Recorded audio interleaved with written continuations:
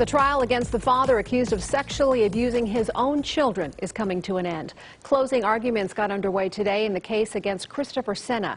He's charged with 120 felony charges following his arrest in 2014. 8 News Now reporter Karen Castro is live outside the Regional Justice Center with more. Karen?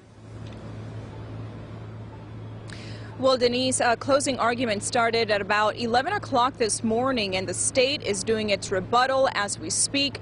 This after jurors have been hearing testimony for the past 2 weeks. But earlier today, during closing remarks, prosecutors went over the 120 charges and the evidence they say proves Sena's guilt. The case has primarily been focused on victim testimony and homemade pornographic videos showing Sena, some of his children, and his wife and ex-wife engaging in sexual acts. Prosecutors say Sena was the ringmaster and forced the moms to have sex with their sons. Both women, Deborah and Terry Sena, took plea deals in the case for their part in the abuse and got 10 years to life in prison. They agreed to testify against Sena. So the children have taken the time, the 4 years since this case has been pending. They reflected back on it, and now they can acknowledge that their mothers were in the wrong for a lot of the actions that happened in this case.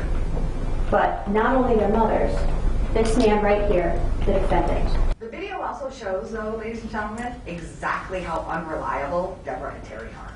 They got up here and they said, I didn't want to be there, I didn't want to have sex with, I didn't want to have sex with, I didn't want to have sex with. And yet when you watch those videos, their behavior is completely opposite of what their testimony was.